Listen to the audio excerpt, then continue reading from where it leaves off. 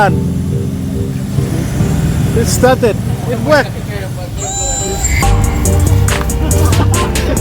This is the ECU. This is the